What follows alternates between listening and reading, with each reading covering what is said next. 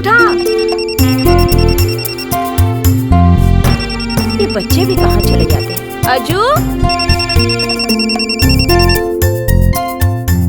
Hello, अस्सलाम वालेकुम। वालेकुम सलाम। हम अम्मी बोला तानी। हाँ अम्मी बोला। आज इकबाल आ रहल बा ना? हाँ, आज दोपहर के आई हन। अफ्ते ही हमरा के फोन कर दिया। 2 दिन बाद तू लोग एहिजा आ जाइया। बहुत दिन हो गेल तोहरा के तोहरा बच्चन के देखे। कुछ दिन खातिर यहाँ रह लिए, हमरा के बहुत अच्छा लगी। रउआ चिंता मत करी, उ अहन तो हम सबके लेकर अइहा। बच्चा लोग अभी पढ़ रहल बा। अज्जू अली अभी +2 में बाड़ा। उ पढ़ाई में बहुत तेज बाड़ा। पहले उ और हम आई, बच्चा लोग छुट्टी के वक्त आ जाई। कौनो बात नहीं, पहले तू और दामाद जी आ जाइहा। ठीक बा।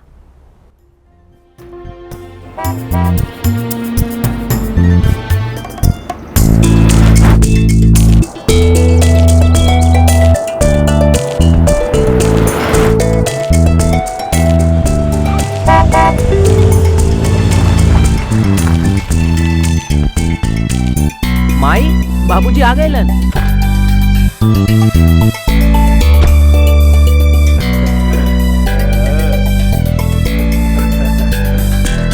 तू लोगन दोपहरी से इंतजार करत बाड़ा का?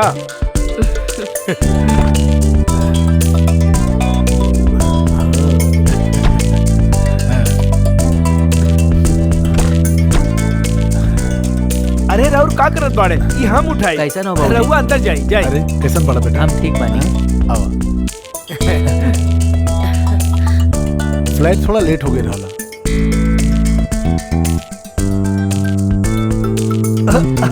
हम करता नहीं। राउर नहा धो के आई, हम नदी के किनारे मिलब। हाँ जल्दी आई है। अरे सेरू भैया चाय पी के जाइए। हाँ, चाय अरे पी के नहीं नहीं, राउर चाय इनका पिलाई। हम ही गाड़ी दे के अपन ऑटो लेकर आवत आनी। अरे नहीं नहीं, पैसा हम दे दे। आप नदी किनारे आई, हम इंतजार करब। हाँ, ठीक। जल्दी आइए। हाँ ठीक बा। चलो बाबा। हम रख देता नी।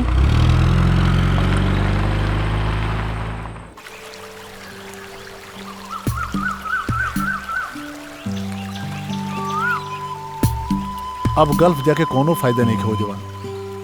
यही जो कोई छोटा मोटा व्यापार करला तो बढ़िया हुई। हाँ, हम इहे कहा चाहता नहीं, परदेश से अच्छा तो यही जा बा।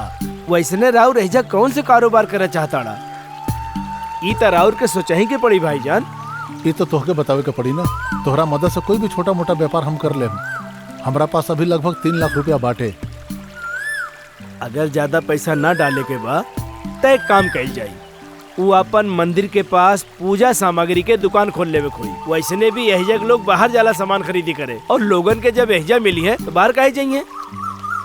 ये ठीक रही का? मंदिर के बाहर एगो पूजा सामान के छोटा मोटा दुकान कैसे खोलल जा सकेला? अरे तो आपका मंदिर के बाहर मछली बेचबा? अरे कौनो प्रॉब्लम ना होई। राउर के बजट में ये कारोबार ठीक रही। अरे भाई साहब, एकर अलावा अरे भाई साहब आ गए।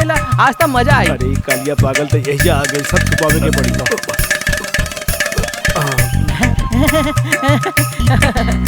हेलो शेरू भाई, यहाँ बात है, कुछ तो बात हुआ। राउर लोगन के देख के हम यहाँ आ गई नी।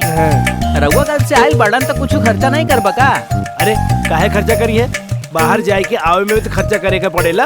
हिसाब किताब बराबर बाप तोहरा के ही खर्चा करे के पड़ी। राउर जानी ला ना कि एक एक बंगाली के भगावे के चाहिला। ये वहीजा जाके सबसे पूछताछ करीला। ये बात सिर्फ हम ही ना बोला तानी, सगरो गांव वाले आपस में ही बात कर रहल बाड़े। ना बा शेरू भाई, ये जो सुनार बा ना, ये अपन काम में एकदम परफेक्ट बा। हाँ, और हम बिना काम के केहू से कमीशन ना लेवे ले। हाँ, वो सब बंगाली लोग करेला, और वो सब हमरे चेला चपाटा बा, और वो सब हमके दक्षिणा देवेला, मतलब गुरु दक्षिणा। एकरा से जले वाले लोग एकरा के कमीशन कहेला। ए तू एजे से निकला, नहीं हमको भी पागल कह देबा। चला निकला।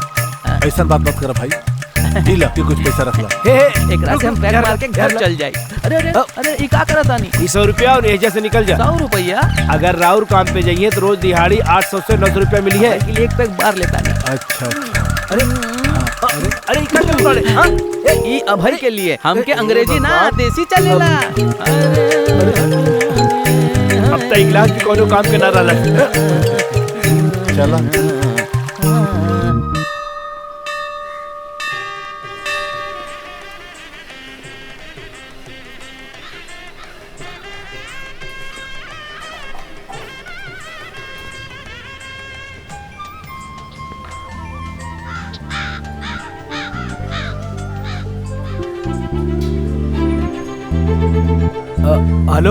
हमार नाम श्याम हो। गाड़ी चाहिए?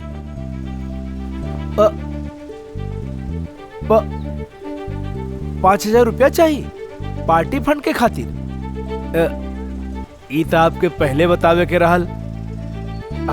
आप अबही बतावे तानी तो बहुते मुश्किल से धंधा शुरू कैले बानी, अबही तो ना दे सकेनी। भाईजान के हालत जाना तानी, अबही ना दे सकेनी। अब्दुल भाई, अब्दुल भाई ऐसा न हो, आज मत आइए राहुल लोग। हम दुकान के उद्घाटन अब्दुल भाई से करा ले, ठीक बा ना? ओके।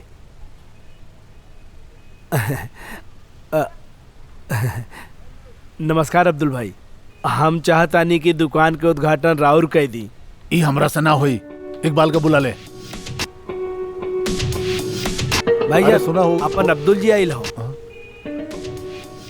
अस्सलाम वालेकुम। वालेकुम अस्सलाम। तो ई का कर दे इकबाल? वैसे का कर देनी हम? देखा जानत का ई मंदिर के सामने और कोनो बिजनेस ना कर सकत रहला का तू? ई मंदिर के बाहर ऐसन कौनो सामान बेचे खातिर कौनो दुकान नहीं खे। ई सामान लेवे खातिर बाहर जाके पड़ेला। तू लोग बुझत नहीं खा। भाईजान, हाथ में हमरा जितना पैसा बाटे उतना मैं तो यह बिजनेस कर सकेनी। और का कर सकेनी हम? तुरंत यहाँ का धंधा बंद कर दो और कहीं और जाके मुर्गी का धंधा शुरू कर दा तू। वैसे हम वीरा से बात कर ले बानी, तू चाह तो माल बेच के भी पैसा दे सकेला। इकबाल, हमार बात तोहरा समझ में आ रहा बा ना? हाँ, लेकिन वो मुंह का देखा तारे, गाड़ी निकाल। हाँ,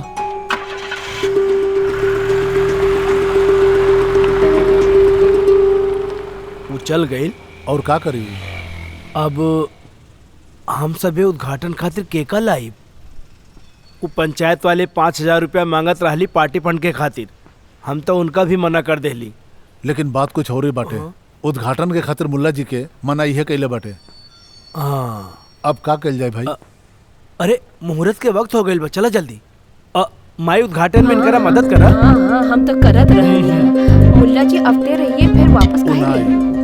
शेरू भैया, प्रेसिडेंट साहब अब तक नहीं आए। ओके ठीक बा। जरा पता तो करा। वो ना आई।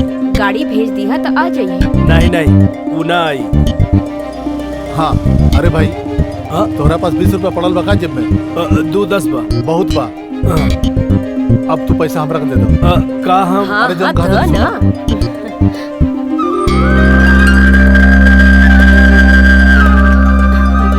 इला सबका बांट दो। हो गए उद्घाटन। हाँ, हो गई। सुना, ये लड्डू सब लोगन में बांट दो। इला बोहनी लड्डू बांटा तू सबके। हाँ, बांट दिया। एहर भी सबका बांट दो।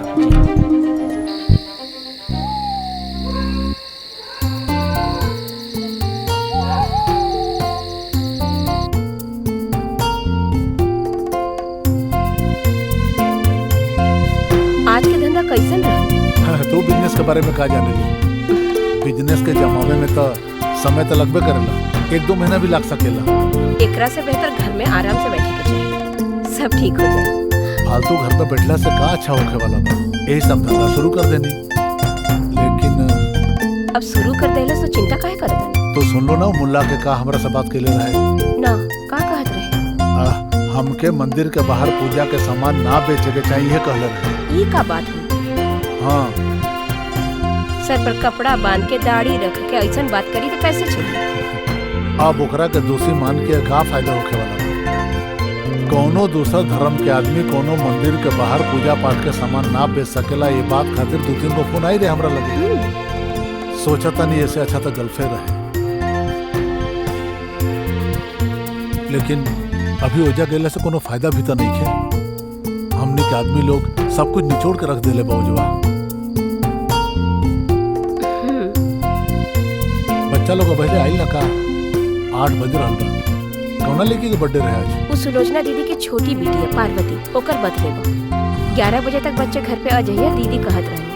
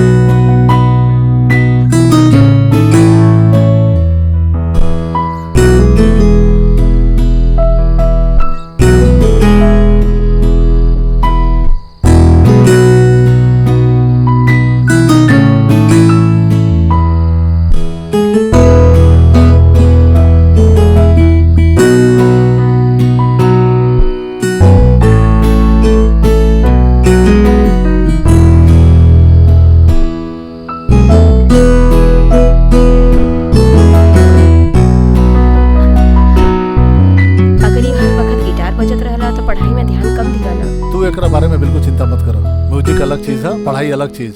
वैसे भी म्यूजिक बुरा चीज ना है, जान लो। म्यूजिक एक अच्छा आदमी के दिल से निकलेला। वो तो +2 करे के बाद एरोनॉटिक इंजीनियर पढ़े के चाहता नहीं। ई तो ओकर बचपन का सपना बाटे। हाँ लेकिन ओकरा खातिर तो बहुत पैसा चाहिए। हाँ, हम तो एगो अगला महीना लोन लेवे के सोच रहल बानी, अपना घर के डॉक्यूमेंट्स के गिरवी रख के।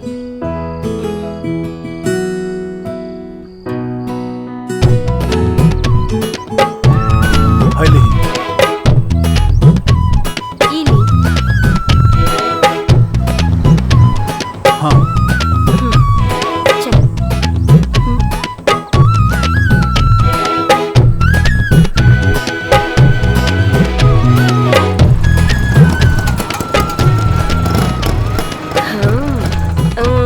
अच्छा है। अरे तनी देखा, इकबाल भगवान के सेवा करत है, बहुत पुण्य के काम बा। अरे वाह, तू भी एकरा मदद करत रहली। तू तो करे ही पड़ी। खाना खा के जाइए ना बेटी, अब ही नहीं। माई बेटा कहवा के सवारी बाटे? लड़की देखे जात रहे। एकरा खातिर? एकरा खातिर शादी तो करे के चाहिए ना। माई पागल हो गई। अरे चुप करा। हमार तबीयत ठीक ना रहे। एक बार हमनी डॉक्टर के पास गईले रहे। एक बार हम चाहत रहने कि एकरा ब्याह हो जाए। तू कहब तो ईमान ले। हमार बात एकरा से 1000 बार हम कहनी है कि भैया ब्याह कर ले। अरे हमार ना मन में, माई के बात तो मान ले। अच्छा ऐसा बात एगो शादी कर ही लेता नहीं। अच्छा माई एकर ब्याह तो धूम धड़ाका से कर दी हो। बहुत दिन हो गए शादी के भोजन खाइए। हाँ के ना? अच्छा अब हम चला तानी, ऑटो खड़ल बा। माई लेकिन वालन से मिल के फिर आप लोगों से बात करिए, ठीक बा? ठीक बा। हम लड़की देख अच्छा के माई। आते हैं, हाँ चला। अच्छा भइल के शेरू भैया के मन में बदलाव आइला और वो शादी खातिर तैयार अरे हो गई। ये तो पक्का कम्युनिस्ट हटे। लेकिन शेरू के तो पार्टी से निकाल दिया रहने ना। हाँ वो कम्युनिस्ट होला से ओकरा के पार्टी से निकाल देले सब लोग। अरे ओके वो बात कहल भूल गए नहीं। अरे सुना। हाँ अरे वो लोन के बात तो कर ले ना तू। लेकिन अजमल के एडमिशन खातिर तो भाई बहुत टाइम बा। हाँ टाइम तो बा, लेकिन टाइम पे हाथ में पैसा भी तो होके के चाहिए। ई महीना तो बैंक से लोन ना मिली। ई हफ्ता ज्यादा फिर हम कोशिश करब, ठीक बा? चलो तक।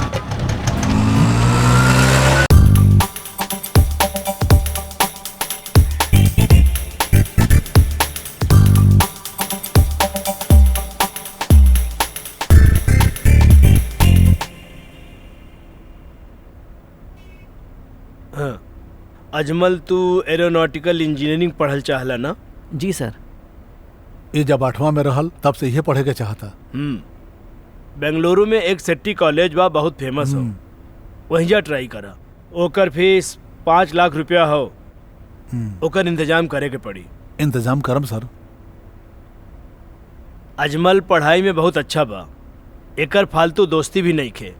एह खातिर अजमल बहुत अच्छा नंबर लाइल बा। He is very talented.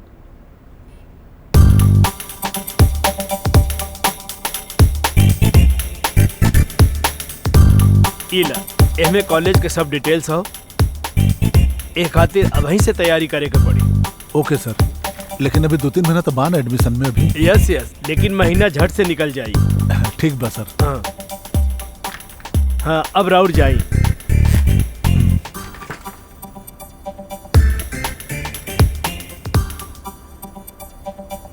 ₹15 दी।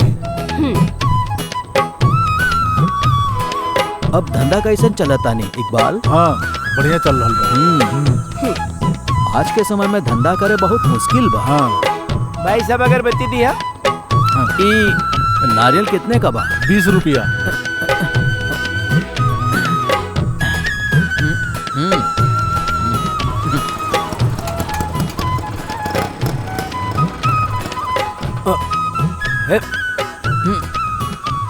आठ बजे आए वाली बस 9:30 बजे आई।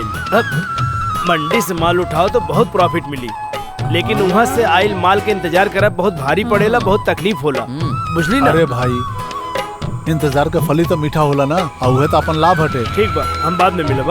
अच्छा ठीक बा, चलत बानी। हाँ ठीक बा। यही बदे हम काम पे नहीं खे जात। जब भी जावे चाहेला तो गाड़ी नहीं के मिले, यही खातिर हम कहीं ना जाइला। अरे अरे अरे अरे रुका रुका रुका रुका रुका भैया, अरे हमके काम पे जाए के बा। अरे एहू नहीं के मिलल, अब कैसे जाए हम काम पे? अरे हाँ ऑटो आ गई। रुको रुको रुको ऑटो। अरे हाँ रुका। अरे अरे अरे शेरू भाई है तो आराम से काम पे जा सकेला। चलो भैया चला जल्दी चला। तू कहवा जा रहा होगे? भाई वो साथी वाला बगीचा जाता नहीं, वहाँ हमारे दोस्त के बगीचा बा ना। हाँ हाँ ठीक बा, साथी वालन के बगीचा में काम पे देर से जा रहा बड़ा। दरअसल वो का बा कि वो हमार बहुत ही क्लोज फ्रेंड बा। हाँ, वो हम ओकर मदद करीला। वो बहुत जिद करत बानी और वो काम सिर्फ हम कर सकेला। वो का है कि हम वो काम में एकदम माहिर बानी। माहिर बाड़ा ठीक बाड़ा, लेकिन काम पे टाइम पे जाए के चाहिए। हाँ का बोला तानी? ओकर साइड पे काम करे वाले लोगन के हम ही लेके जाए थन। ओकर मदद हम ही कर सकेला ना। जब मदद करे के बाद रिजर्व ऑटो के जाए के चाहिए और ओकरा से किराए के पैसा भी लेवे के चाहिए। अपन पास से कितना मदद करबा तू? ये गलत बात बा भाई। जैसे ही काम पे पहुँचेला वैसे ही ओकर पत्नी हमारे लिए नाश्ता बना के रखेली और नाश्ता करे के बाद ही वो हमके काम करे देवेली। और दोपहर के खाने में मटन मच्छी मुर्गा और भाजी भी देवेली। सुना, और जब ओकर पति 2 पैक पिएला और उतने में हम 4 पैक पी जाइला और ओकरा के पता ही न चलेला। अच्छा तो ये बतावा तू शाम तक का करबा? हाँ शाम तक का करब? अरे शाम तक हम अपने दोस्त की मदद करब और हमके लागत आनी 3:30 बजे तक काम खत्म कर दे। रतिया में 3:30 बजे तक? अरे दिन में 3:30 बजे तक। और काम खत्म होवे के बाद घर जाते समय वो हमके 800 रुपए दे देता नहीं और जब मैं वो भी खुश और हम खुश। अरे वो अपन खुशी से देला कि तू उससे छीन लेता। अयो दादा, सुना वो हमार दोस्त बा और हम ओकरा की मदद करेला, बुझला? हम ओकरा के सारे रात जानत है और ई बात वो बहुत अच्छे से जानेला। यही वजह तो वो हमसे बहुत प्यार करेला। और वो कुंदमा शांति है ना, ओकरा से ओकर चक्कर चलता। लेकिन ई बात ओकर बीवी नहीं के जानत, पर हम जरूर जानतानी। अगर ओकरा की बीवी से ई बात हम बता दें तो का हाल होई बतावा? अरे कौन है कुंदम शांति? अरे हमरी दुलारी प्रेमिका। अरे बहुत मशहूर बा वो। रउआ नहीं के जानत? नहीं का भैया रउआ न जानत? एक काम करा, सामने रोका। चला उतरा। यहाँ कहीं उतरी? पहले तू नीचे उतरा। सुना, हाँ। तो हार बाप जौन हो नाना सोनार एहिजा एक अच्छा कारीगर हो। हाँ। ओकरा वजह से तोहका काम मिलल बा। गांव वाले उनके बहुत इज्जत करेला। तो हार पिताजी बहुत अच्छा काम कर रहा एहलिए बुला के काम देला। अब हम तोहरा के एक बात बताओ तानी, तोहके अपन पिताजी के नाम खराब ना करे के बा। हमार बात समझ में आयल तोहरा के? इंसान अपन व्यवहार से जाने जावेला। अगर ओकर व्यवहार गईल तो समझा सब कुछ चल गई। ठीक बा भैया, लेकिन ये सब बात हमारे दिमाग में नहीं खे घुसल। फिर से समझा दिया, अब चला। दोबारा समझाई बात समझ जाएगा। समझा के रुको कोनो भैया, हम फायदा सामान नहीं ले ले। हाँ ठीक।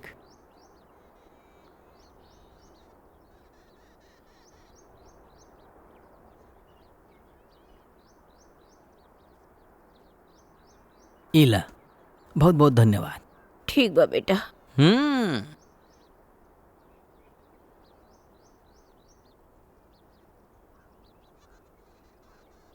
गोविंद नायक, रउआ हमरा से सामान ना लेबा का? अगर तोहरा से सामान ना लेम तो तू हमरा पे खिसिया जेबे का? हाँ नाराज तो होइबे करब ना।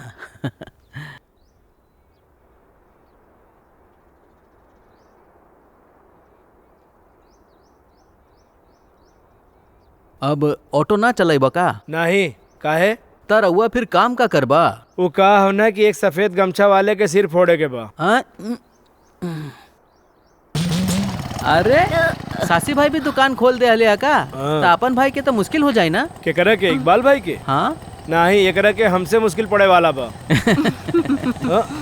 तू कहाँ जा रहा बाड़ा? ये कौन हो? हाँ वो बागीचा में एक मोटर रूम के दरवाजा के पास एक कंक्रीट का चौखट बनावे के बा। यही खातिर हम एकरा के ले जाता नहीं। ठीक बा, तो दरवाजा के पास जाके अच्छी तरह चौखट बनावा।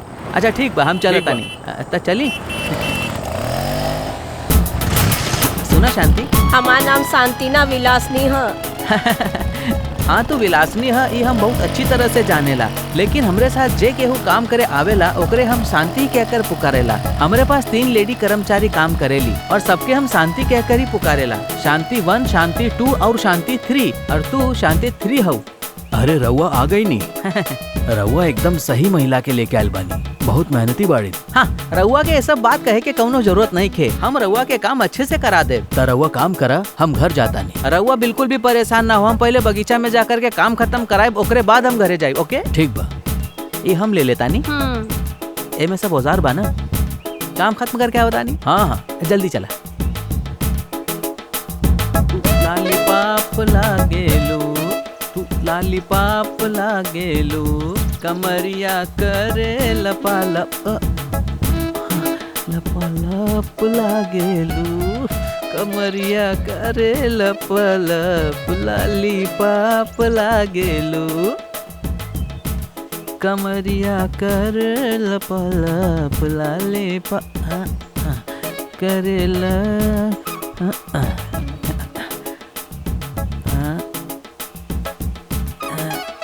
चार इंच कमरिया कर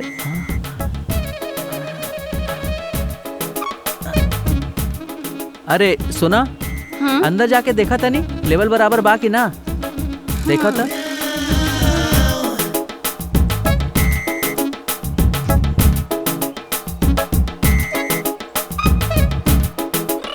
मदुराई से ही इहो खरीदेला। लागत हमरे हाथ से एक ना एक दिन इमार खाई। तू तो ओकरा का मारे पीटे के बारे में सोचा ही मत। जिंदगी जिए खातिर बाटे, सब तो चलत रहेला। हाँ, लेकिन एकर हरकत सही ना बा। अरे धर्म का नाम पे वो हमेशा धंधा का बात कर ले, सब उसे खिसेल बनी। तू आगे का सोचला? हाँ, अब सोचा तानी कि अगर एजवा हमार धंधा ना जमल तो वापस हम गल्फे चल जाई। उहाँ जाके कौनो फायदा नहीं के रउआ ही कहले रहनी। राव रोकर चिंता ना करी, ओकर दवाई हमरे पास बा। वो अपन हिसाब से धंधा करी तो ठीक रही। तू ओकर बात छोड़ दा। अभी के प्रॉब्लम ही नहीं है। अजमल के एडमिशन खातिर घर गिरवी रख के लोन लेवे के पड़ी, और के कैसे भरे के बा ये सोचा। वैसे ये लोन के पैसा हमरा हाथ में कब आई भाई? राउर बिल्कुल चिंता ना करी, बैंक में हमरे लोग बाड़े। डॉक्यूमेंट तैयार रखा, बाकी हम सब देख ले, टेंशन न लिया।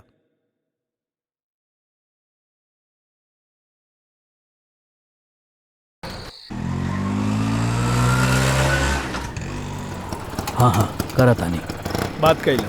ठीक है। अब्दुल भाई। हाँ सलाम वालेकुम। वालेकुम सलाम। बहुत दिनों बाद मिलल बाड़ा। कितना दिन के छुट्टी पे बाड़ा? छुट्टी पे नहीं आयल, हमेशा भेजे रहब। तू बतावा तुहार का हाल चाल बा? आप बात करिए, मंदिर से काम पटा के आओ। ठीक बा। हाँ काम तो ठीक से चल रहा बा ना? ई का लियल बाड़ा? देखा ना यार, एगो लोन खातिर बहुत दिन से अप्लाई केले बनी, लेकिन अभी तक हमरा हाथ में नहीं मिलल। एक खातिर आइल बानी। बहुत बढ़िया बात बा। हम खुद यही काम खातिर आयल बानी। हमार बड़ी लड़की की शादी तय हो गई बानी, और वो लोग 5 लाख रुपए के डिमांड कैल बाड़न, और हम कैश दे खातिर हाँ कह देनी।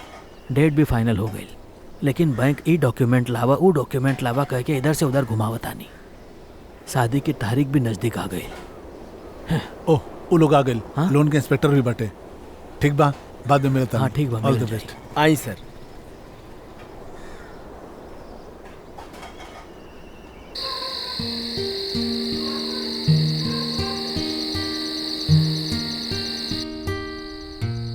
सजिया खान भी गाना गावत रहेले का? लड्डू बाका देखी। तुम्हारी किताब लेके नहीं है? हाँ। यहाँ का दुकान में ना मिलल है, ऐसा टाउन जाके ले नहीं है। आवा।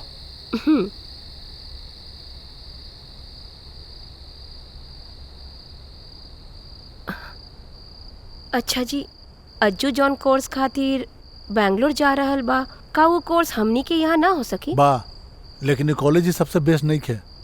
खाली यह बात नहीं खे, ओमे खर्चा भी कम बटे। अज्जू अबले तक घर से बाहर न रहा, और रउआ 2 दिन पहले हमरा से कहत रहनी कि रउआ दोबारा कुवैत वापस जात रहनी। पक्का बा, लेकिन जो लोन लेवे वाला बानी वो भरहू के तो पड़ी कि ना। रउआ दोनों जन यहाँ से चल जाई तो हम और बिटिया अकेले पड़ जाई, ई सोच के दुखी हो रहल बा। इंस्पेक्शन करके गईल रहे ना बैंक वाले, ओकरा का हुई? सब ओके। ये फ्राइडे बोर्ड के मीटिंग भी हो जाई, हमारा लोन भी पास हो जाई। तू ना चलबा? हम नहीं आवता नहीं, तू जाके पता कैला। ठीक बा। ठीक बा।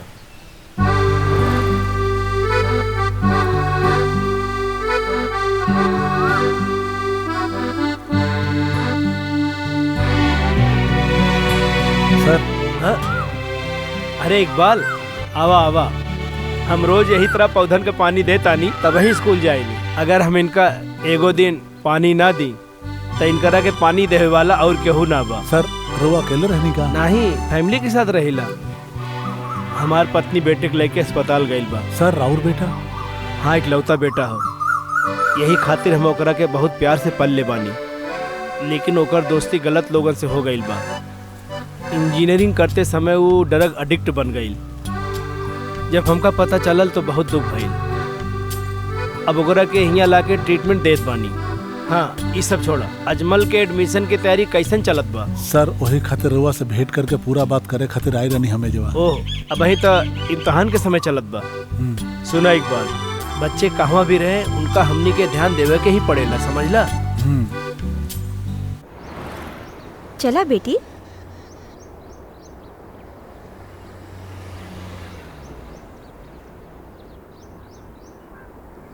लिसा, हाँ भाई साहब रहुआ यहाँ? हमें जा अजी के स्कूल में आई रहनी है। अरे बिटिया तो बड़ हो गई, पहले देख लेनी तो बड़ा छोट लौकत रहे। वैसे तू दोनों यहाँ कैसे? हमार सासू माँ एजा हॉस्पिटल में एडमिट बिया। का भइल? उनके सीने में दर्द बा। सेरू जी खुश तो बाना? कैसे खुश रही? वो अभी पहले की तरह तोहरा यादों के सहारे जी रहल बाटे। भाई साहब रहुआ उनकरा के समझाई ना कि वो शादी कर ली। हम तो ओकरा से तो हर बात कह दे, लेकिन ओके तैयार भी तो होके के चाहिए। तो चिंता मत करो, हम ओकरा के सब समझा दे। ठीक बा? खुश? अच्छा। तो कोनो चिंता मत करियो, बेटी के ख्याल रखियो। हाँ। एक दिन अपना बिटिया के साथे हमारा घर पे भी आओ ना। जी जरूर।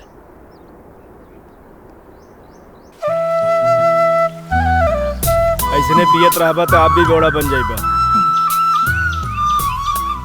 अरे सुन, हम तो के बताओ भुला गिरे नहीं। पिछला दिन हम टाउन में लीजा से मिलल रहनी।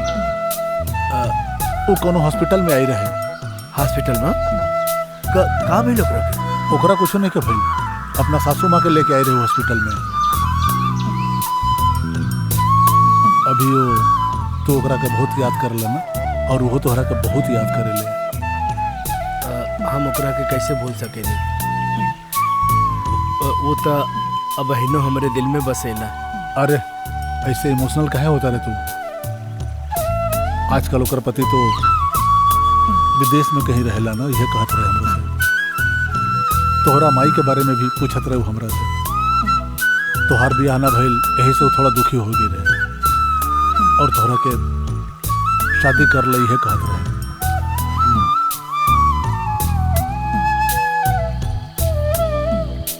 जाति या धर्म के नाम पे जे लोग एक दूसरा के दिल तोड़ेला वो पाप करेला।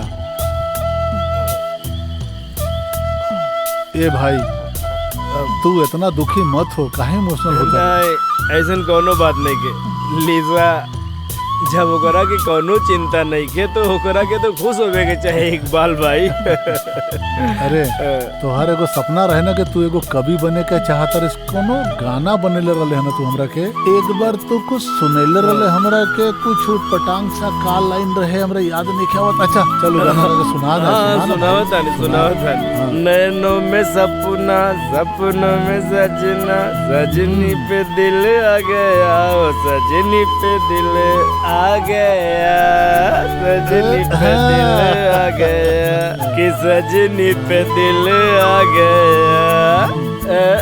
अरे नैनों में सपना, सपनों में सजना, सजनी पे दिल आ गया, अरे सजनी पे दिल आ गया, अरे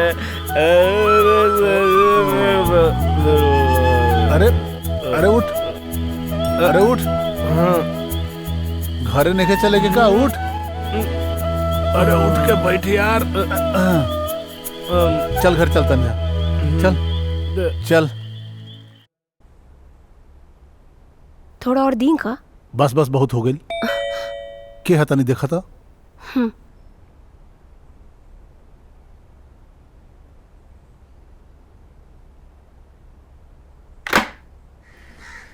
रहुआ कौन? इकबाल भाई भाड़े का? हाँ है, आई। हाँ।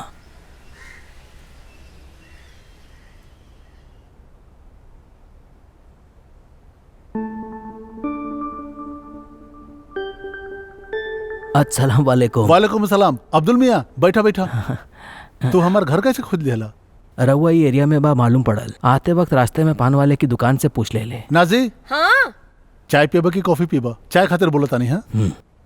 अब्दुल खातिर चाय, बचपन के साथी है हमारी। अच्छा। आप ना पहचानी, हम काफी समय से बाहर रहे नहीं।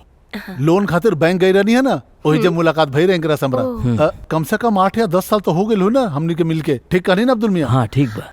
हम चाय लातनी। बोला का सेवा कर सकिने तुहार?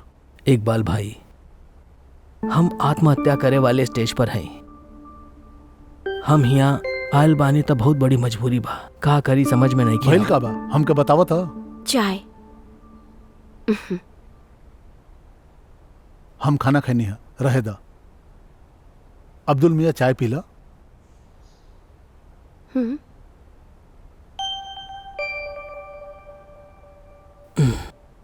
हमने पे बैंक पे भरोसा करके बहुत बड़ा धोखा खा गई नी। इकबाल भाई, अगले हफ्ते हमारी बिटिया का बिया बा। बस 8-10 दिन ही बाकी बा। घर पे शादी की तैयारियां हो गई बा। शुक्रवार की मीटिंग में लोन पास हो जाए ये कहत रहे। मंगलवार के दिन पैसा दे दे भी बैंक बोले रहे। मंगल वाले दिन बैंक वाले कहे कि मैनेजर का ट्रांसफर हो गई।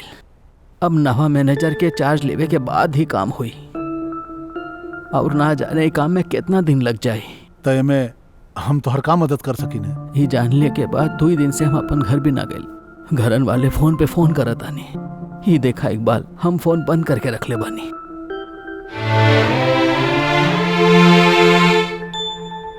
अब तू लड़का के घर वालन से बातचीत कर ही ला। बस 10 दिन के ही तो बात बाटे। ये जानला के बाद हम लइकन वाला के घर गए रहन, लेकिन वो बात खातिर भी तैयार नहीं थे और वो लोग कहतानी कि रिश्ता तोड़ दे। तो हर लोन पास होगा तानी हमका पता चले। यही खातिर हम तोहरे पास आई नहीं। बस 10-15 दिन खातिर थोड़ा एडजस्ट करके पैसे का मदद कर दे इकबाल। अब्दुल मियाँ, एमे हम पैसा से कैसे मदद कर सके ना समझ में नहीं आवत। बस 10-15 दिन के ही तो बात पा। और हमार बिटिया के ब्याह में भी तो रिश्तेदार काफी कन्यादान दी हैं। वो सब हम रहुआ के दे दे और बैंक से पैसा आते ही हम तोहरा के सब दे दे। ऐसा कोनो बात नहीं अब्दुल मियाँ, वो पैसा खास काम खातिर रख ले बानी हम। समझा बात के?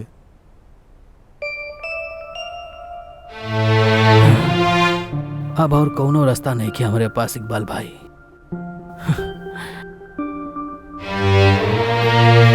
तनी सुनी। हाँ? हम अभी आवता नहीं।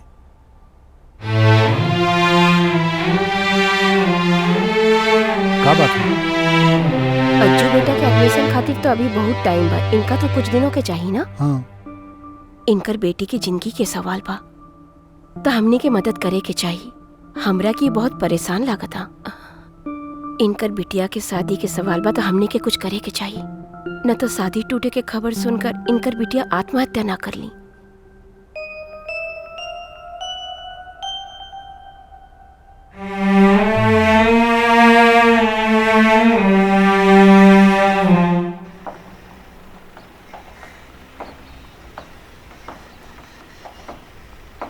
इला 5 बाटे। हाँ, ये शादी खातिर पैसा देता नहीं हम। बाकी हमार तकलीफ मालूम बना तो के। कैसन बात करता इकबाल? चाहे जो हो जाए लेकिन समय से पहले हम तुम्हारे एक पाई लौटाई दे। तो हर मोबाइल नंबर देना हम। हाँ, 94464 94464 63533 63533 आ गई। ये हमार नंबर हटे। हाँ। कौनो बात होगा तो हमरा के ऊपर फोन कर दिया। ठीक बा। हाँ। ऑल द बेस्ट।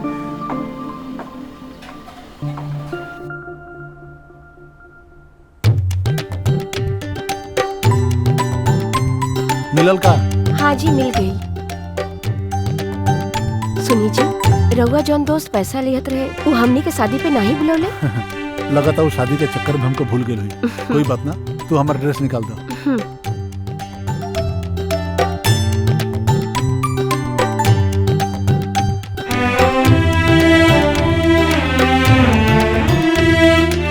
तनी एजा देखी।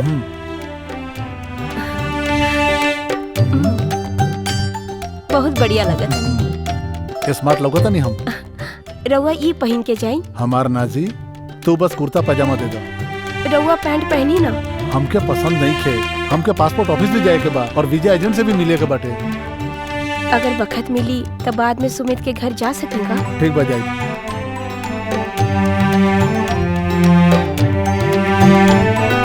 कितना सोना चाहिए। कितना बा? दूगो बचल बा। हाँ दई दा। हाँ ला। इला। ठीक बा। हाँ अरे सुना भाई, हाँ वो सुधाकर सर के फोन आई रहे। 1 से 28 तारीख के बीच में अजमल के लेके कॉलेज में आवे खातिर कहले रहले उ हमके। तो इस वक्त सर कहाँ मिली हैं? 28 के खातिर तो बहन 10 दिन बाकी बा। आज तो 18 हो। अब कल सुबह टिकट बुक करे के पड़ी। हाँ हाँ, हम दोनों के खातिर बुक कर दे। तू चिंता ना करा, तो लोग तैयारी कैला। ना 4 गो टिकट कर दो। काहे? हमनी के सब मिलके जाए के प्लान कर ले बनी हम। हाँ एक काम करा, 5 गो टिकट कर दो। तू भी हमारे संगे चलबा। हमहू। हाँ, तू संगे चलबा तो सफर के मजा आ जाई। हाँ। अरे नहीं नहीं, आप अपन फैमिली के साथ घूम के आवा। तू रहेला तो हिम्मत रहेला। जाए के बाद सुधाकर जी के बात सुन के हमको थोड़ा डर लगा था, और वैसे टाइम भी नहीं किया अभी तक। ऊ रउआ तनी फोन करके देखी ना। अभी रात का टाइम बा, अभी कहाँ फोन करब। इतना रात कहाँ भइल? 9 ही तो बजत रहनी।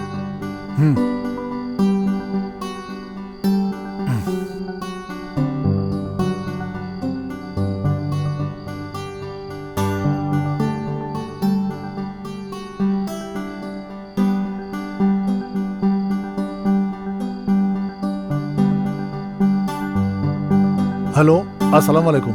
हाँ मैं अब्दुल मियाँ इकबाल। हाँ, अभी कहाँ बड़ा? घर पे? तो हम ई खातिर फोन के लिए रहने की बैंक लोन के का भइल? हाँ वही के खातिर। हम 28 तारीख के रात में उधर जाए के प्लान कर ले बनी। 2 दिन पहले ही जाए के पड़ी। टिकट ना लेनी। यह बात सर हमके थोड़ा देर पहले कहत रहले। ठीक बा, समझ गए नहीं।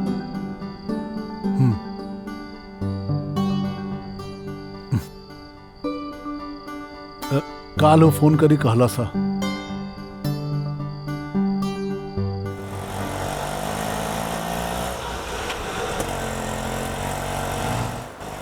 वो आदमी फोन करे खातिर कहल रहल करलस की ना?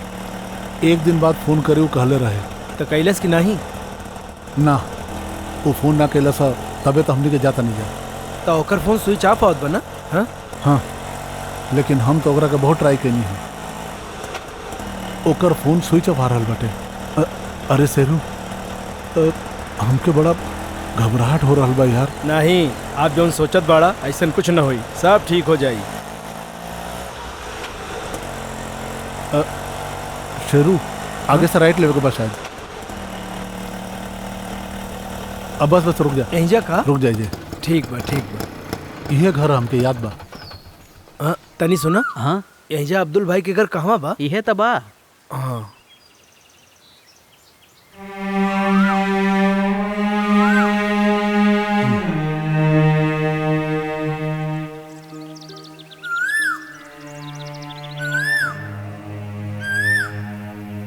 एहिजा केहू बा का? अब्दुल मियाँ। अब्दुल मियाँ। यहाँ तो केहू नहीं बा। एहिजा केहू बा? अब्दुल मियाँ।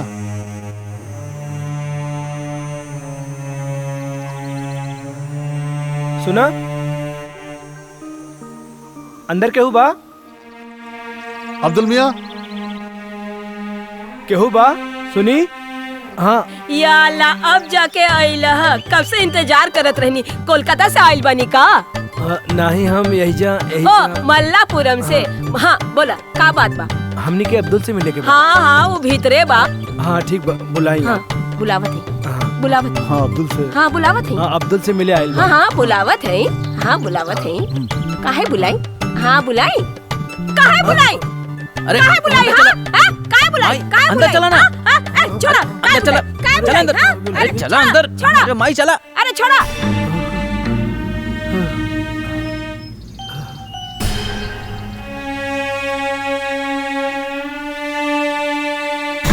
हाँ का बात बा?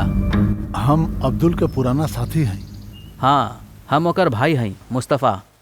वो यहाँ ना रहेला। ओके यहाँ से गइल साल हो गइल। वो यहाँ वहाँ बा, ऐसा लोगन का कहना बा। अरे के हा? अरे के हा? चुप रह माई। बुलाई। वो बीवी और बच्चन। हमार? नहीं नहीं, अब्दुल भाई का। हाँ, उन लोगन के तो मरे हुए काफी साल हो गए। अरे के मुझे लोग बा? भाई तू? अरे हाँ।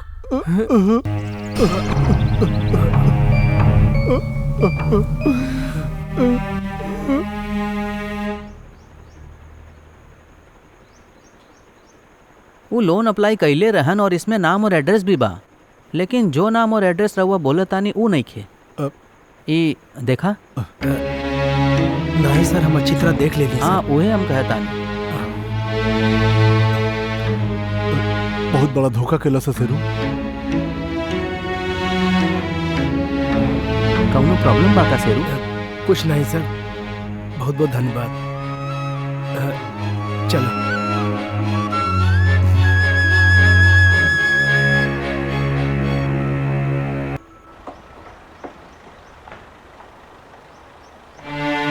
आदमी का कहाँ ढूंढे?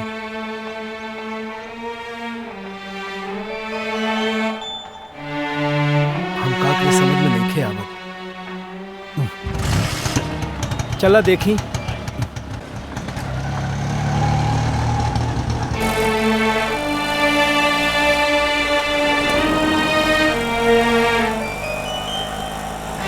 हमने के एक बार पुलिस स्टेशन में कंप्लेंट करे के चाहिए, लेकिन कोनो फायदा नहीं के। फिर भी शेरू, हाँ? अब हम का करे कुछ समझ में नहीं क्यों आता। आप शांत रहिए। हमार बेटा अजमल का सपना के हम का करी, हमके कुछ समझ में नहीं आवत। हम बहुत बड़ा गलती कर दिले बनी। हमको के पैसा देवे के ना चाहते रहे। अभी सब सोच के कोनो फायदा नहीं के जौन भाई भूल जा। आगे का करे के बा वो सोचा। हमके थोड़ा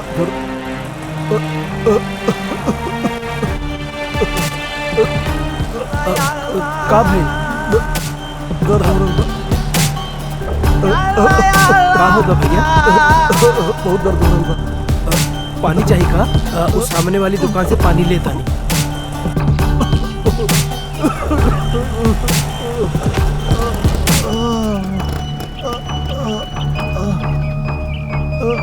भैया एक बोतल पानी चाहिए। नया सादा? हाँ, कौनो भी चले। सादा बात? हाँ, कुछ भी चले, जल्दी करा।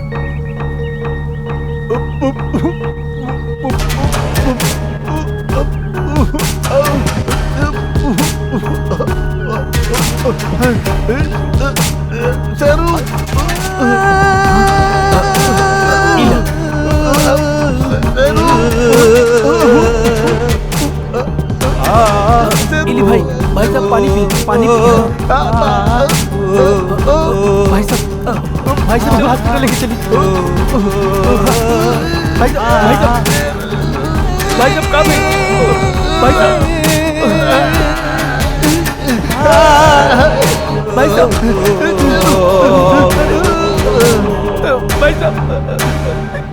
ये क्या हो गई? भाई साहब, अरे भाई कहाँ हो गई? क्या बात है भैया? क्या हो गई भाई साहब? क्या हो गया भाई साहब? क्या हॉस्पिटल लेके जा भाई साहब हॉस्पिटल ले जा।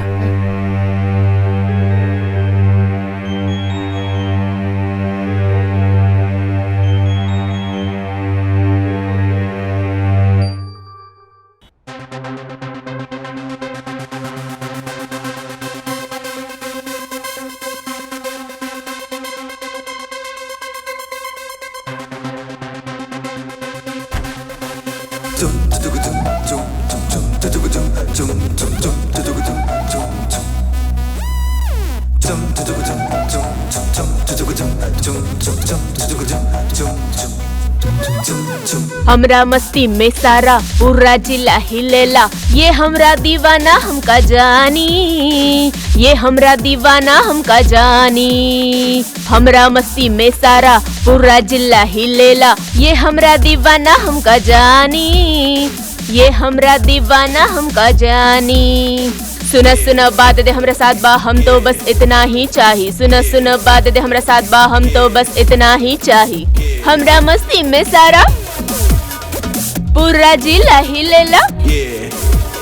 I don't know how to make a song. I don't know what words to use. I have made it on a song. When it gets played, it's on go mad. Everybody come, we can rock it now. Come on. Everybody come, we can rock it now. Hey, come on. Hey, come on.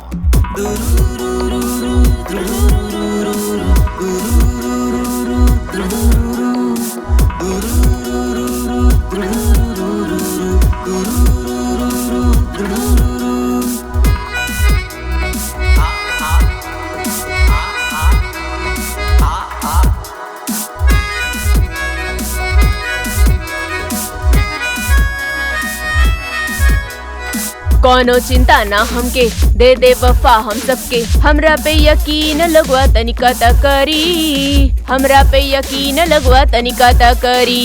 कोनो चिंता ना हमके, दे दे वफा हम सबके। हमरा पे यकीन लगवा तनिका ता करी, हमरा पे यकीन लगवा तनिका ता करी। सुना सुना बात दे हमरा साथ बा, हम ता बस इतना ही चाही। सुना सुना बात दे हमरा साथ बा, हम ता बस इतना ही चाही। दिल हमरा दीवाना, हमरा पे यकीन लगवा तनिका ता करी, हमरा पे यकीन लगवा तनिका ता करी।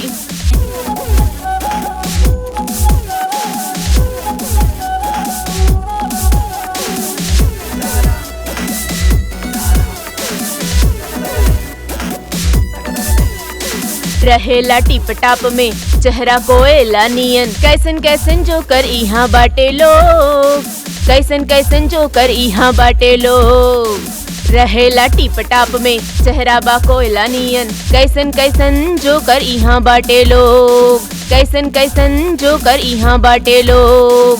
सुना सुना बात दे हमरा साथ बा, हम ता बस इतना ही चाही। सुना सुना बात दे हमरा साथ बा, हम ता बस इतना ही चाही।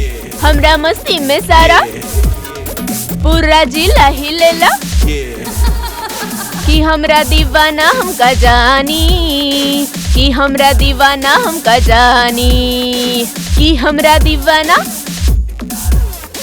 कि हमरा दीवाना हमका जानी, कि हमरा दीवाना हमका जानी, कि हमरा दीवाना, कि हमरा दीवाना हमका जानी, कि हमरा दीवाना हमका जानी।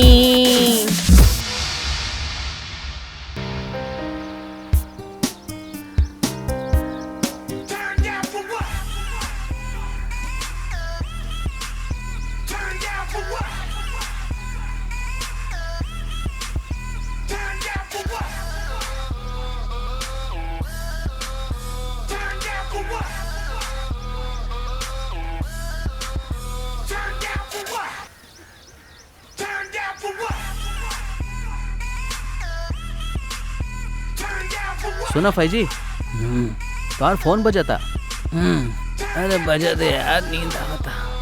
सलाला भाई, ए फोन दे हमके।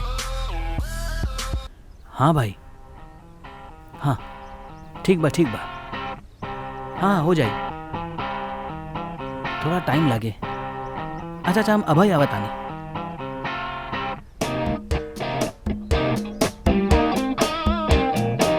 ए सुधीर, सुधीर उठा, अरे वो माल कहाँ रखल बा? अरे तो नींद नहीं खावत का पागल कहेगा।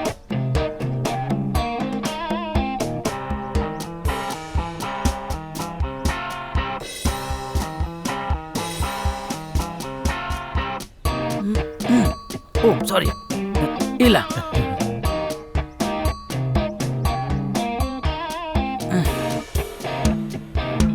एका टेस्ट को मोबाइल देना जरा, पता ना कैसे देना मोबाइल। अरे पिया जल्दी, ठीक बा ना? हम ठीक लगा तानी ना? चल हम जाता नहीं। हाँ bye bye bye bye by.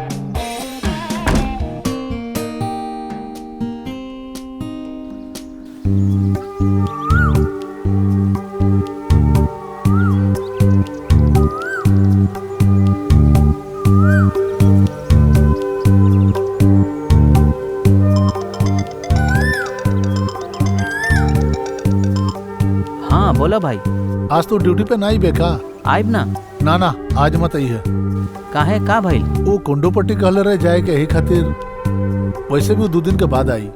कौनो बात ना, हम आ जाए। ठीक बा, जल्दी आ। ओके भाई। जो जाके नहा ले रे मोटू।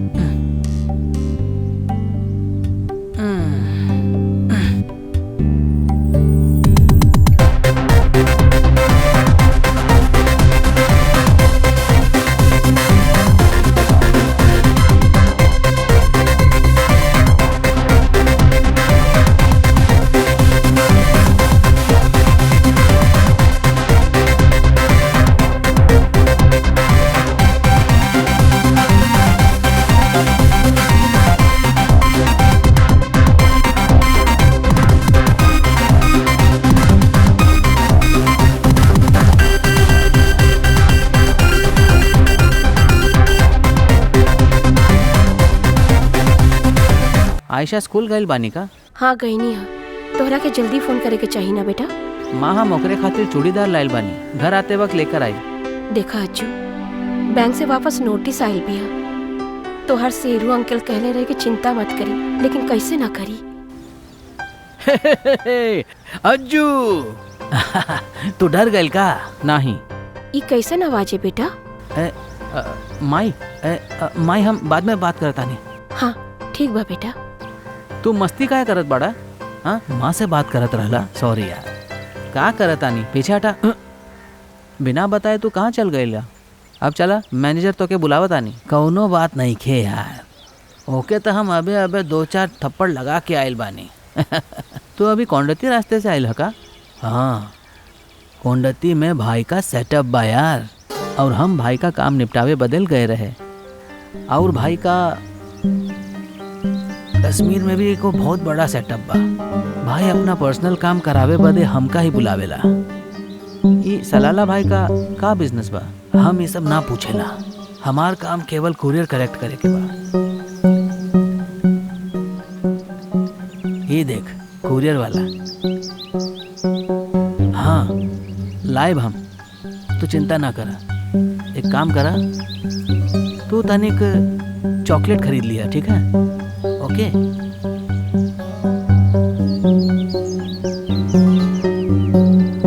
ये देखा, इसका कमाल ये है कि ये सिर्फ गांजा ही नहीं बल्कि एक माल है। एकर एक बूंद लेब तो मजा आ जाए। इका जलावे खातिर माचिस ना चाहिए तो के देखे के बा तो चल हमरे संगे, एकर असली मजा लिहल जाए। ओके।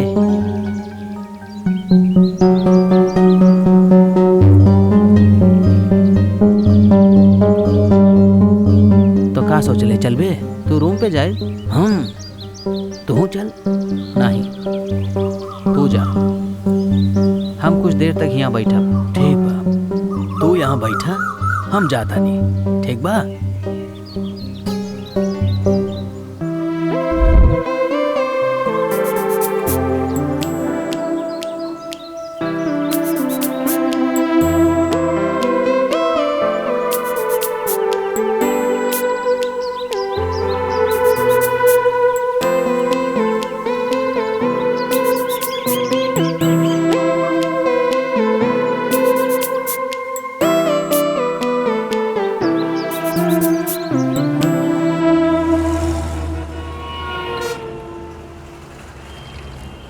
हाँ हेलो। हाँ भाई बेटा, शेरू अंकल। हाँ हम अब ही मुंबई बेकरी के सामने खड़ल बानी। हे ऐसन कोनो बात नहीं थी, हमके एजा कोनो काम की खातिर आवे के पड़ल और हम सोचली कि तोहरा से भी मिल लें। हाँ ठीक बा बेटवा, ओके। Hello uncle. अरे तू तो बहुत जल्दी आ गईला। हम यहीं पर रहिला अंकल। यहीं जा कहाँ? एहिजा बिल्डिंग के लॉज में। अच्छा पिछली बार जब तोसे मिलल रहलन तो ऐसा ना रहला, ये बार तो एकदम चेंज हो गई बाड़ा। चला चल के चाय पी। अरे तू रोवा जिन बेटा, हमके मालूम बा वो घर के अहमियत। वो घर के खून पसीना एक कह के तोहार पिताजी बनौले रहली। ये बात तोहार पिताजी बतौले रहली। वो तो ये बात भी बोलले रहली कि गल्फ में रह के कितनी मेहनत से घर बनौले रहली।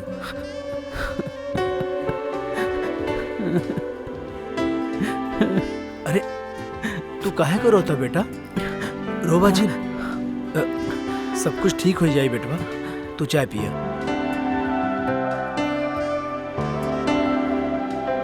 कल हम मैनेजर से मिलके बात करब। हम पहले भी 1-2 बार मैनेजर से मिलल बानी। हाँ लेकिन सिर्फ हमरे मिलने से कौनो फायदा नहीं खे। ये बात तू कहले रहली जकरा से हम बैंक में मिलल रहली। सर हम चला तानी।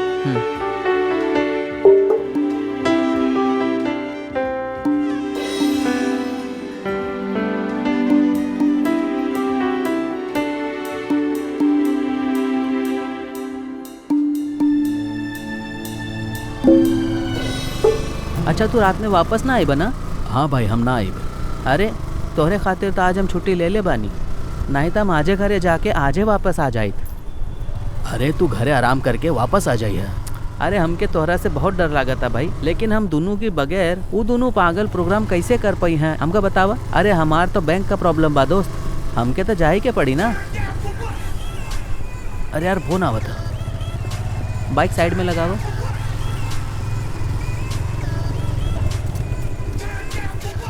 अरे भाई के फोन बा। हाँ भाई आवत है, बस 5 मिनट। हाँ भाई वेट कर रहा था।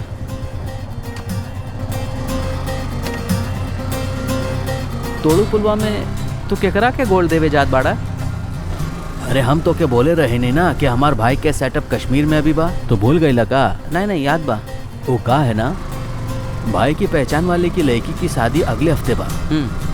तब भाई अपन तरफ से 25 तोला सोना सामान में देत बाड़े, बुझला कि और बुझाई? हाँ ओके, ये है अपन भाई। तो फिर भाई के जाए के चाहिए ना, तू काहे जात बाड़ा? अरे तू अभी ना समझ बा भाई, ये तो ट्रेनिंग के छोटा मोटा पार्ट बा हमार दोस्त। अरे सुना, तू हमके यहाँ छोड़ द, हम यहाँ से चल जाए।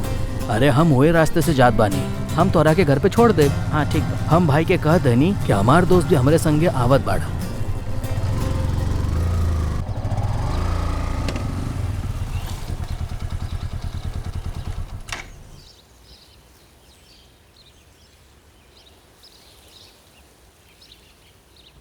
अजमल, हाँ तू यही जरूर का। हाँ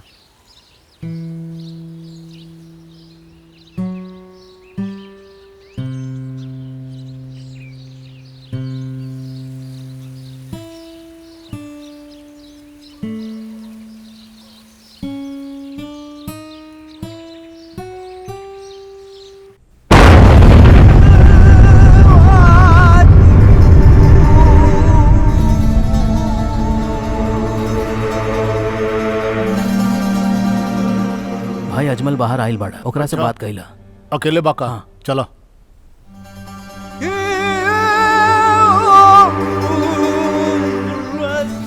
तू ओकरा के अपना यहाँ के सब काम समझा दे लेना। हाँ भाई। किने बाबू? ई हा। अस्सलाम वालेकुम। वालेकुम सलाम। अजमल है ना तू? हाँ जी।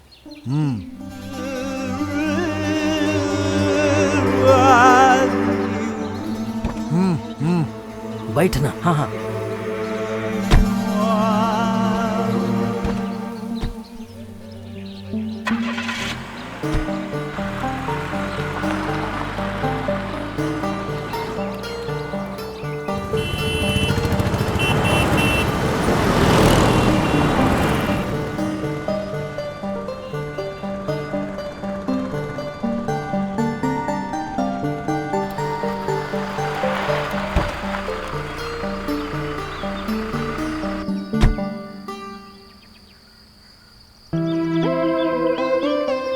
भाई घरे ना आई बा? इंशाल्लाह दूसरा बार जरूर आए हम। तू यहाँ तक आ गई ला, तो माई से भी भेंट करके चल जा।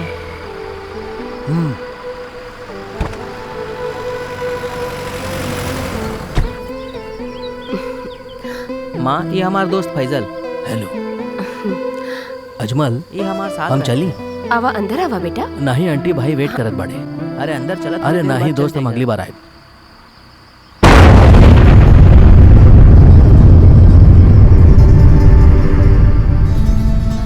माँ हम एकरा के छोड़ के आवत बानी। चल अजमल, हम काल मिलब। हाँ सुना, रात में ड्यूटी बा, बोला जिन। ठीक बा हमार दोस्त। ओके बाय सर।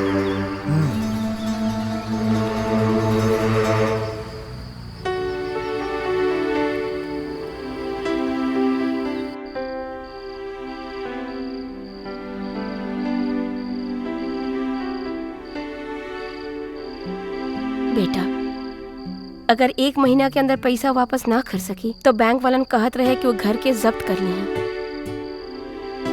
माँ दुखी ना होके चाहिए, ये बात शेरू अंकल हमसे कहले रहे।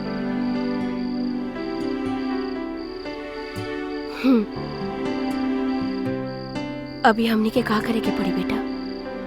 माँ तो बिल्कुल चिंता ना कर, जब तक हमार जान बा तब तक घर की जब्ती ना हुई। का करे भाईजान? कुछ करके हम सबसे पहले ये कर्ज चुकाई। पैसा जुगाड़े के चक्कर में तू कहीं गलत रास्ते में मत चल जाइयो। ऊपर वाला जरूर कुछ ना कुछ करिए।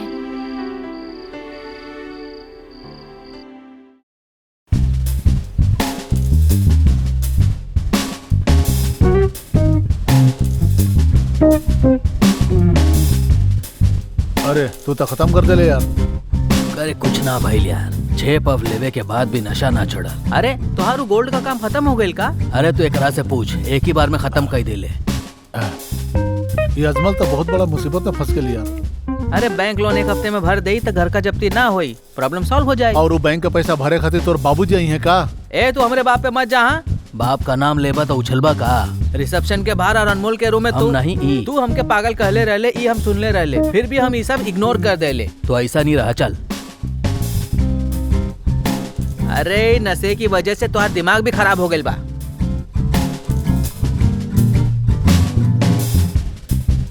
वो सुअर के बच्चे के उठा ले जाए तो अब तुम्हारे दिमाग में बैठ गई ना तुम्हारे दिमाग में। हाँ अजमल,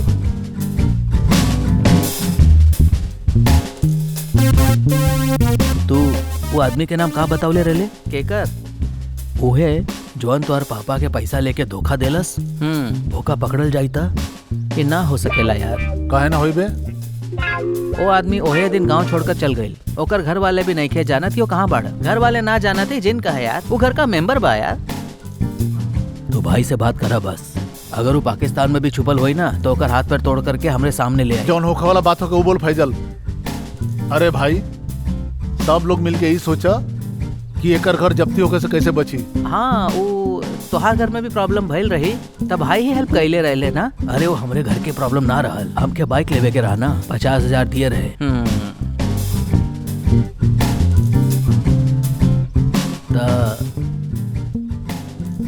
भाई से मिले के ही पड़ी। का कहता तू?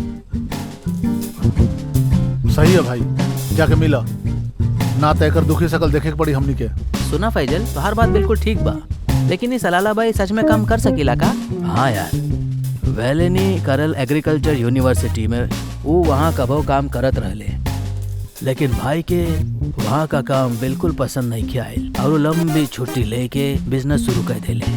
कौन बिजनेस? जैसे तुम्हार कंजूस बाप का मछली का बिजनेस बा, वैसन बिजनेस। तू हमरे बाप के बारे में बोले शुरू कर देला, अब तक खुश बाड़ा ना? अरे सुन, वो गिटार दे तनी।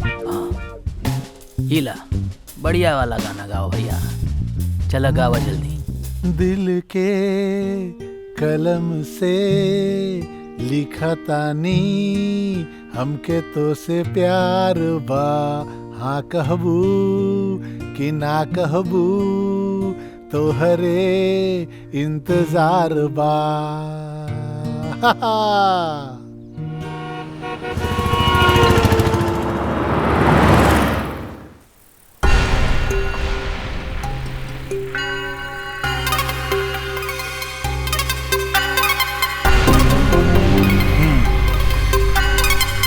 जब्ती होके से तो हम रोक दे, लेकिन वो तोहरा जैसा डरपोक तना है ना वो दिन जैसे काम बदले रहनी और तू वो दिन पैंट पे पेशाब कर देले रहला ना। भाई काम हो जाई, लेकिन इंतजार करे के पड़ी, वो हम कर दे। जब्ती रोके खातिर 6 लाख रुपया काफी बा। हम तो उसे कहले रहनी कि तो के 10 लाख रुपया मिली।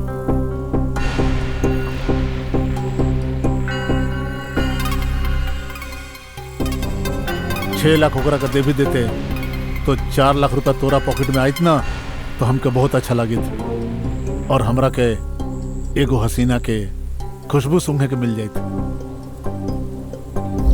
भाई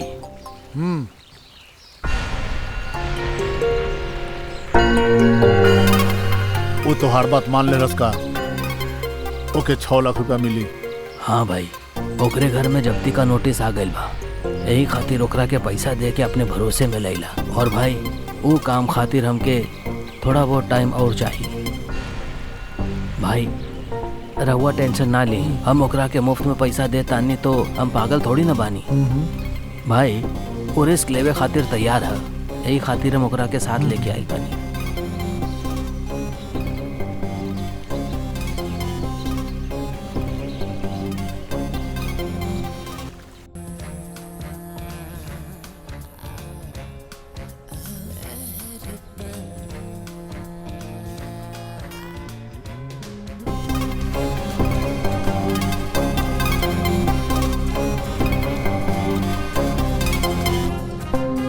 बैठा बैठा। घर जब्ती होके वाला बका। हाँ ये बैंक के सब कायदा कानून नियम ना सब पैसे वालों के लिए ही होला। अजमल भी ये सोचेला का पैसा कब चाहिए तो के, जब भी चाहिए तू हमके बोल दी है। छोड़ यार, तू अभी पैसा ले जाओ। सादिक। हाँ भाई। अरे वो पैसा लेके आ। वो जो 3 लाख रुपया बा ना, हाँ वो ई बच्चा के दे दो। अरे एकरे के देवे के बा। हाँ।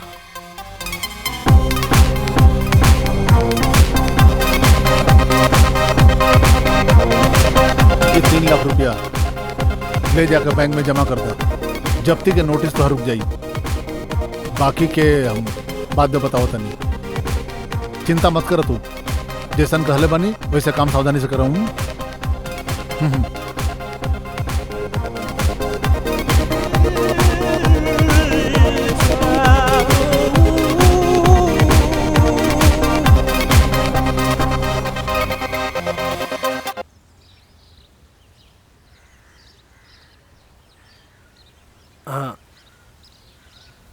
अरे तो अब तक स्कूल ना गईलू? हम स्कूल जाती तो रउआ हमसे मिले बिना चल जाती, यही खातिर हम ना गई। इला 3 लाख रुपया अभी घर में जल्दी केहू घुसे के हिम्मत ना करी।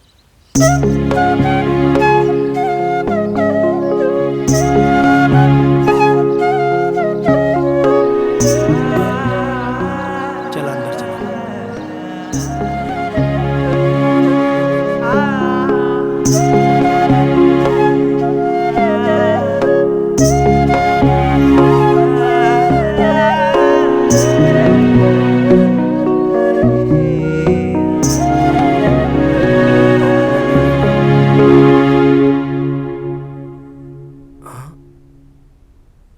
अरे आप ऐजा अकेले रोता नहीं?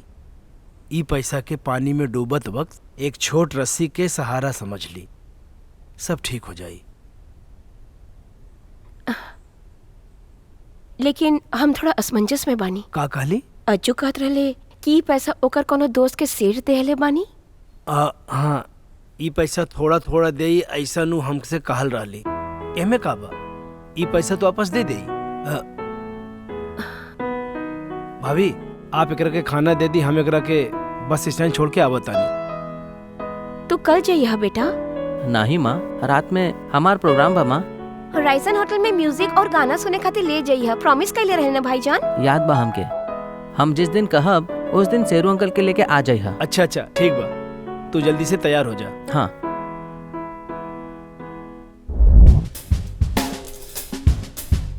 अजमल, तो के भाई के सेटअप सब समझ में आ गई ना? तू सोचे बंद करा, जल्दी पी ला। तो के हमके कंपनी भी देवे के बा। तू सब सीख लेबे यार। शरीफ भाई धीरे धीरे सीख जाई।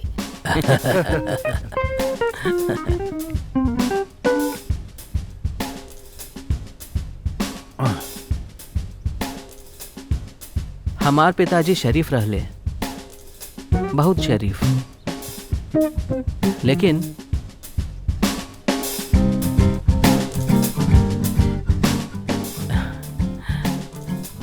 लेकिन अब हम अपने पिताजी की तरह शरीफ ना रहब। हमरे पिताजी का सपना हमके पूरा करे के पड़ी। हम अपन माई और अपन बहन के बहुत अच्छी तरह से ख्याल रखब। रो मत यार। अजमल सुना, तू यहाँ रो करके हम लोगन के टेंशन ना द।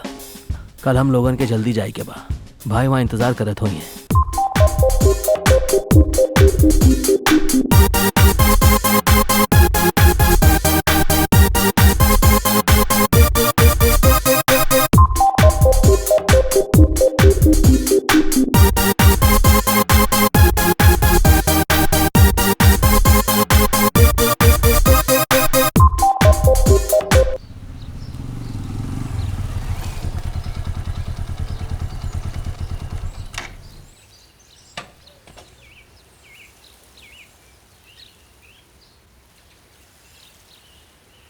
अजमल, हम जो कह रहे हो याद बना?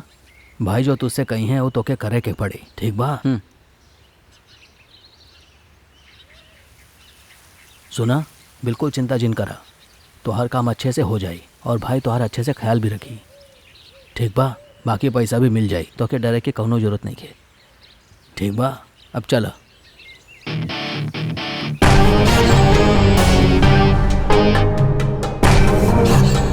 भाई सलाम वालेकुम। वालेकुम अस्सलाम।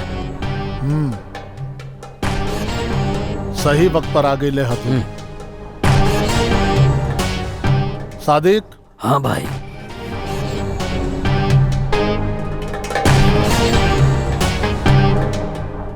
ये अजमल के भीतर लेके जो। जी भाई। चला अंदर, चला।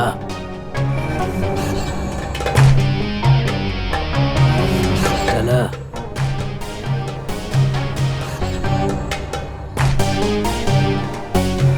ये दोनों से बात कर। हमार नाम जैस्मिन बिया। हमार नाम जैस्मिन बा। आवा ना, आवा।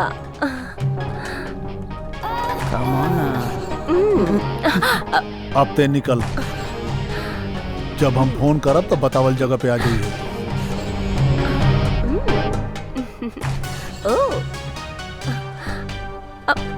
भाई बहुत अच्छा। हमके बहुत डर लगे था भाई। तो बिल्कुल डरा मत, हम बानी ना तोरा साथे। चल जो। आवा ना।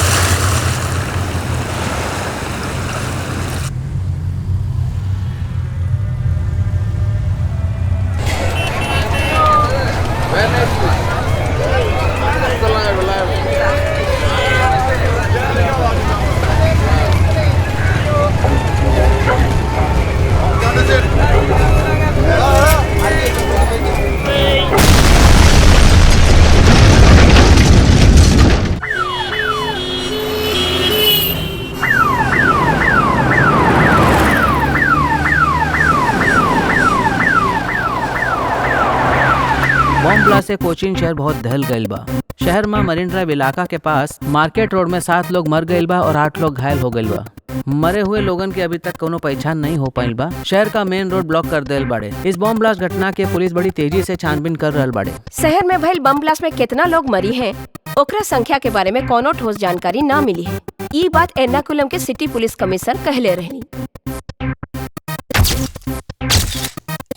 ई हादसे के बारे में पूरा जानकारी देहल खातिर राज्य के मुख्यमंत्री जॉन कहत रहले, ओकरा बारे में हम रउआ लोगों के जानकारी देत रहे। अब देखी, मुअल लोग के गिनती अभी तक हमके ना मिलल बा। जैसे ही मिली हम रउआ लोगन के अपडेट कर दे।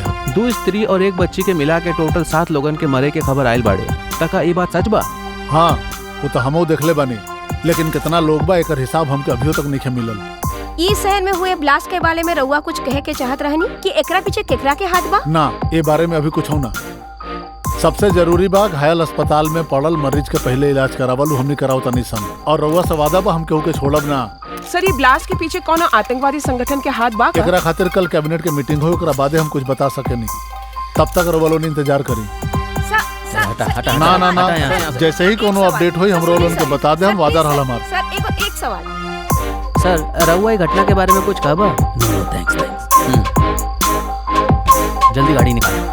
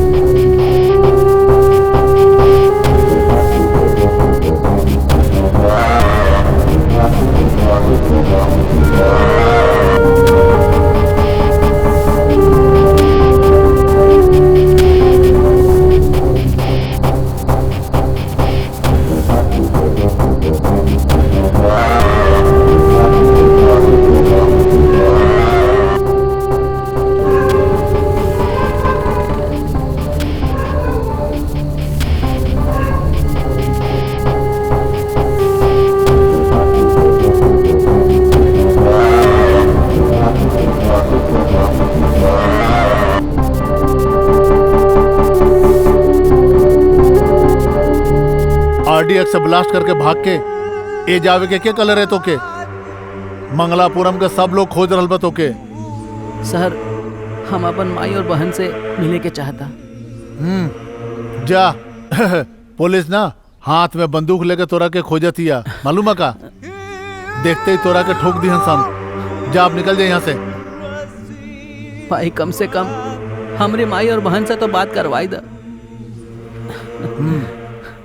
ठीक बा, हम इंतजाम करता नहीं, लेकिन तू जल्दी सब निकल जो जैसे।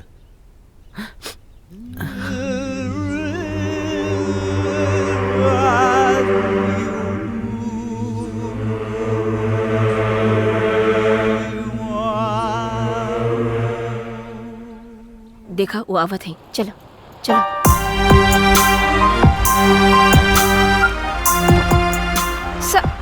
सर प्लीज सर।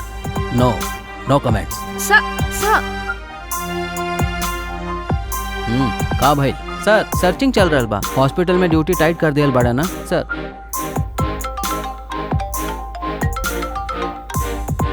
सर बोला सर। हाँ ठीक बा सर, करत बानी। मीडिया से हम लोगन के बच के रह के बा। सिक्योरिटी टाइट करा दो सर। एक मीटिंग अरेंज कराओ जल्दी सर।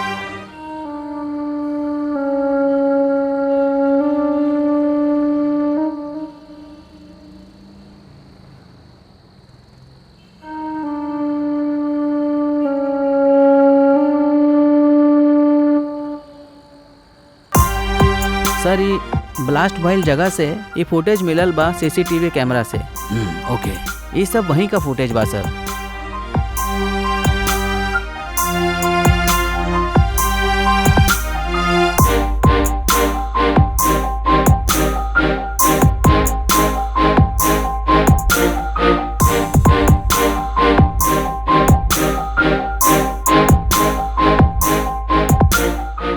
रोका एक पीछे ला।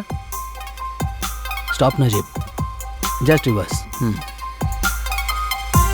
हाँ yes please stop here. Shit, go back. नहीं सर, और कहीं नहीं दिखत बा सर।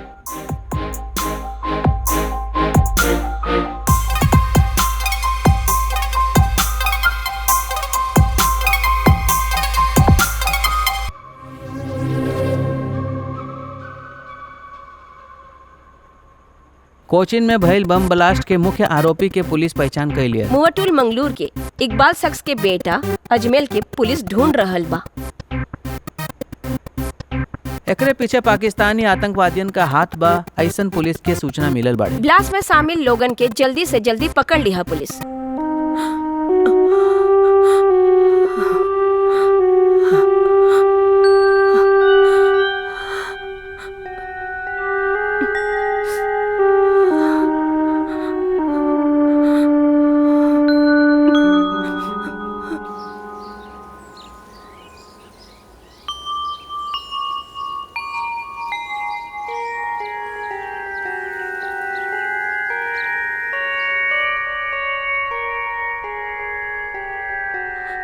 शेरू भैया कहाँ बा हमारा अजमल? हमार बेटा ऐसा काम ना कर सकी। राहुल लोग चिंता न करी, हम वही देख के आओ तानी। पुलिस एहिजा 2 बार आइले। ऊ लोग हमनी से पूछताछ करत रहे। हमने पुलिस के समझावले रही। हम जाके देख के आवत तानी। माई तू साथ में रहिया। हाँ। हम लोगन के यहाँ से निकले के पड़ी। अजमल आवत ना का? भाई यहाँ से अंडरग्राउंड होके के चाहता नहीं, और अजमल के पकड़वाए खातिर भाई ही पुलिस के खुद बुलावल बड़े। जल्दी निकले यहाँ से।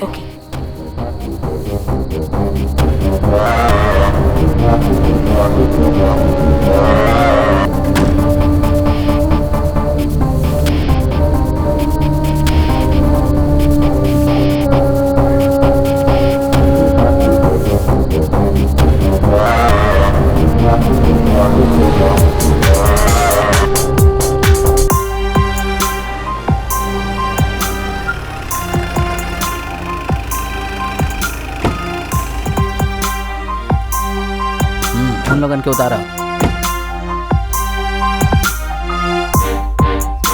उतरा उतरा।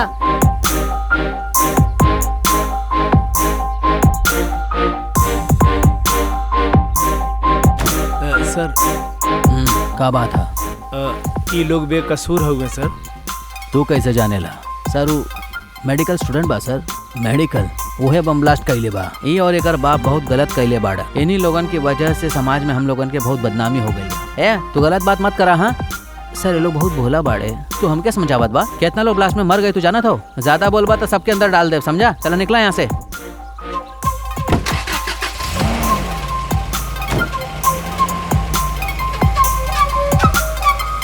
भैया पुलिस के सामने आप इनका गलत कह के राउर गलती कर देली। राउर इनके बारे में का जाने ली? हम कुछो नहीं खे जानत।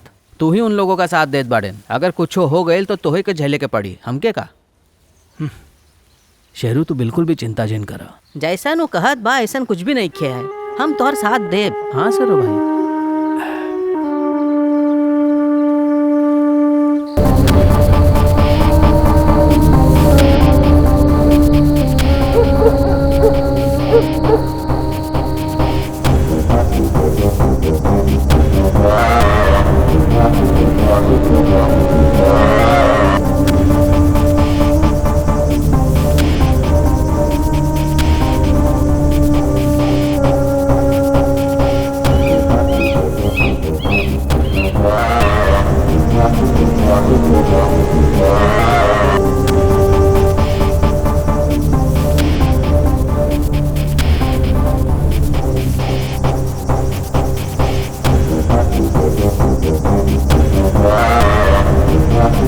रउआ लोग एक लड़का के इतना दिना से पकड़ ना सकेला काहे? अभय भी शहर में बा, लेकिन तू लोगन का करता समझ में नहीं खियावत। सर हमरा सकी बाकी ओकरा के आतंकवादी संगठन बचावत बाड़े। सर हमने ओकरा कॉलोनी में जाल बिछेले रहनी सर। जाल तो बिछावत रहनी, लेकिन वो फरार होने में कामयाब। हम कुछो नहीं के सुने के चाहत। आई जी बोले बाड़े अगर वो कहीं भी दिखला तो shoot at side. Sir then let's go. जय हिंद।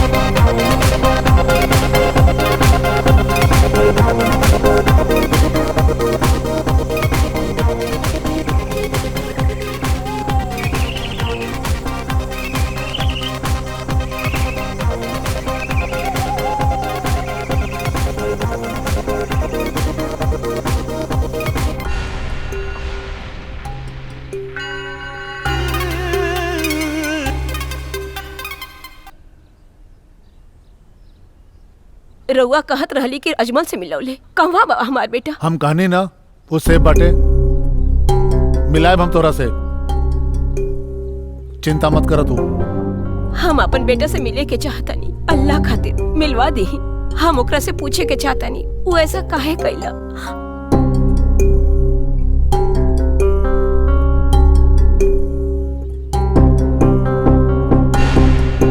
तो चिंता मत कर, बहुत अच्छी तरह से ख्याल रखने मोकर। हम तो के पैसा भी दे, ए जाकर नियम से सब कुछ होई। तो चिंता मत कर, अजमल के हमले क्या होता नहीं। रउआ तो यही जा हमार बेटे से मिलवावे खातिर हमला के बुलावले रहले। कहाँ है हमार बेटा?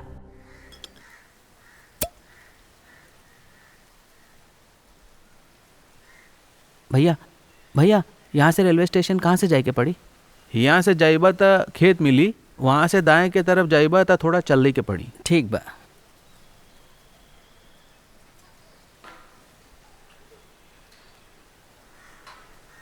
अरे तो उहे लड़का बा जौन फोटो में बा। हाँ सही कहला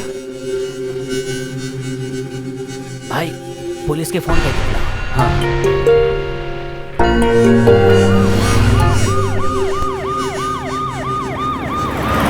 हमार बेटा तो बहुत ही सीधा और भोला बा।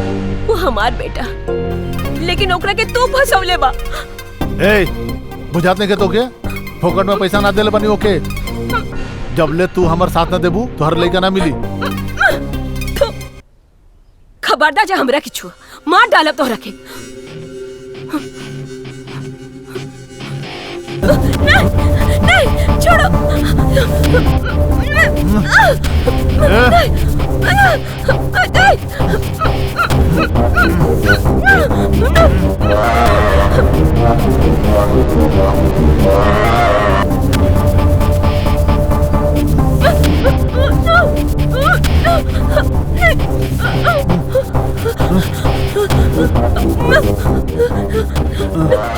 छोड़ दो छोड़ दो छोड़ दो, हम हाथ जोड़ता नहीं। छोड़ दो छोड़ दो। अरे काहे खातिर हाथ मत जोड़ा, जितना भी कीमत कबू हम तोहके देवे खातिर तैयार बनी। हमार बात सुन तू, हर बेटा हम तोहके लाके दे। तू हमके पसंद आ गइल बड़ू, हमके तू चाहे समझ लू,